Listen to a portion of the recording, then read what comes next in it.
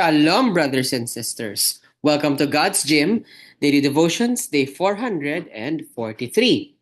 Let's open our time in prayer. Heavenly Father, we thank you for another wonderful day. Lord, truly is such a blessing, and it's something that we don't receive to even wake up each day and spend time with you. Lord, today we will be talking about something that is often misunderstood or that is sometimes overgeneralized. So, Lord, today, please be with us as we study this passage because you're the only one who can teach us without misinterpretation. We love you, Lord. In Jesus' name we pray. Amen. So, today's Devo is entitled Empty the Nest. Okay, empty the nest. Okay, today's passage can be found in Genesis chapter 2, verse 24. I will give you a few seconds to find your position.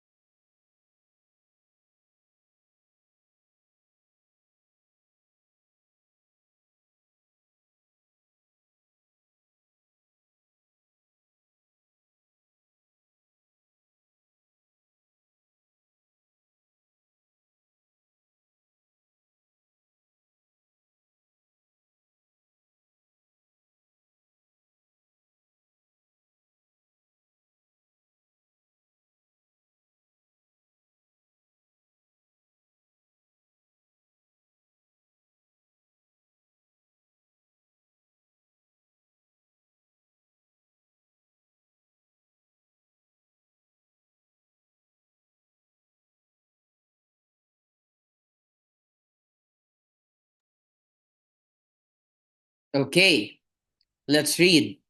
Therefore, a man shall leave his father and his mother and hold fast to his wife, and they shall become one flesh. Now, we all know what this means for people who are married, right? But what about for people who, like me, are single, right? When I said at the beginning that this is often misunderstood, most people take this to mean, oh, so everybody should get married. But the thing is, not all people are called to marriage, you know. Like Apostle Paul, he was called to single blessedness, and may I add, he was happy. In fact, I know a few, no offense to the couples who may be watching, but I can name a few couples that were, less happy than Paul for circumstances, of course. I'm just saying that success in life does not mean marriage, okay? It just means basically hitting God's mark for you.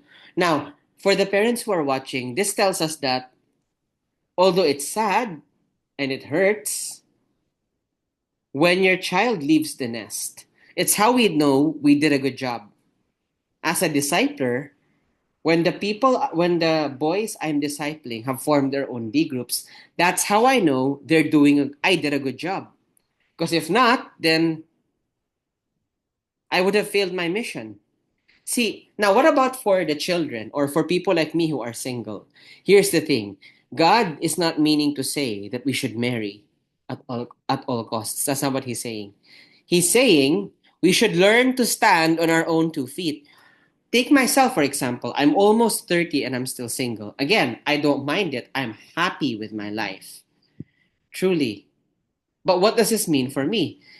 Marriage or marriage or no marriage, married or single, I still need to leave my parents' house and live on my own because I need to learn to stand on my own 2 feet. I need to learn how to do that. That's what God wants. To be independent, okay, to be independent of the world, but still God dependent. I'm going to stop sharing the screen for some time. I just want to let that sink in. Okay? And number two, let's let go of those stereotypes that let's not get worried if our children are not yet married or whatnot. Maybe they're not called for that. In fact, I'd be more worried if my child or the person I'm discipling was in a hurry to get to that stage in life without the proper preparations. That's what would worry me more, not the fact that they're not yet married. So, what does it mean to be independent but God dependent?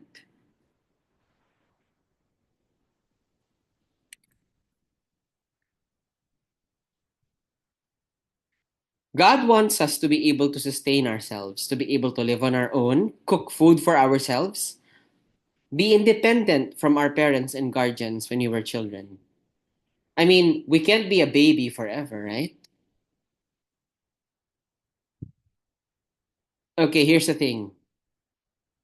Being in the being God dependent is to be independent from the world, but to still lean on God for the tough things.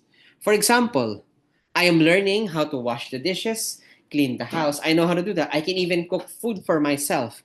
So, in the past, when the time came and my mother needed to have something done in the hospital, I was alone for more than a week in this house.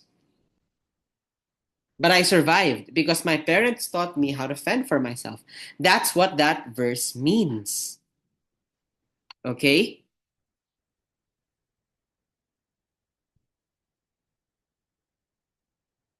That's what that means. Independent, but God dependent.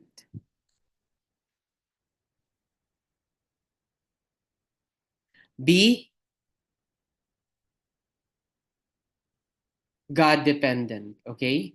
Sorry, that's what I stopped sharing because I wanted to let that sink in first before we continued our Devo. Anyway, God dependence starts when you put your trust in the Lord, when you choose to believe that He knows what He's doing, even though it may not always seem like it. Okay, so sharing my screen with you again. Okay, so you don't need to have a wife to fulfill what this verse is saying. You don't need to be married. You just need to learn how to fend for yourself. For me, I see marriage as just a bonus because technically speaking, and let's lift pressure from our children, okay? Let's teach them differently. Marriage is not something that is required for salvation. It's something that God allows to happen despite the fact that we don't actually need it. I mean, if I die unmarried, I will still go to Jesus, right? So instead of seeing marriage and singleness as seasons, look at them as callings. If you belong to each of these groups, if you're married or if you're single, then in either case, you have to be independent, right? Like my example, I could survive here even though my mother was having surgery for a week. So I was on my own. But I was independent in that I can cook for myself and clean my own laundry and clean the house. But, and there's a very big but here, I was also God dependent on the for the things that I could not control. Like when my mother will come back or what will happen the next day of my alone life in this house. That gave me a peek into the kind of life I would have when I started living on my own. So, my question is, what does it mean to succeed in discipleship? Because all it is discipleship, right? It's not just pertaining to parenting, it also pertains to discipleship. What does God want for us? Here's the thing. Okay, I just want to make this clear, okay? Again, I want to point out that this is not just for married people because even a single person, actually both married and single people, actually have a divine spouse. Our divine spouse is Jesus, whom you should love above anything and anyone else, even above your earthly spouse. This is no question, okay? You do it for the glory of God. So whether you're married or single, live your best life for the Lord. And let's not question God's calling. If your child seems to be called to single blessedness, then let them. I'm telling you, it's much more difficult to deal with a child who's in a hurry to move on to this stage of life rather than someone who may be called to single blessedness or wants to prepare for it before it comes. The main point here is this: they need to learn to stand on their own 2 feet and live on their own. That's it. No marriage or whatever required. That's just a bonus. That's just whether or not it's part of God's plan. After all, He decides everything, right? So, again, let's pause and reflect. What does it mean to succeed in discipleship? What does God want for us, both as married people and as a single person? What does God want of us? Please remember, you are free to put your answers in the comment section down below. You are also highly encouraged to put in your prayer requests, prayer praise items, anything at all that the Lord calls you to share with us. In this way, we will know exactly how to pray for you. In the mean in the meantime, let's close our time in prayer. Here we go. Heavenly Father, we thank you for your sovereignty, your kindness, your grace. Lord, thank you for reminding us that our goal isn't to be successful by worldly standards, having the biggest house, the most cars, the most beautiful wife and children.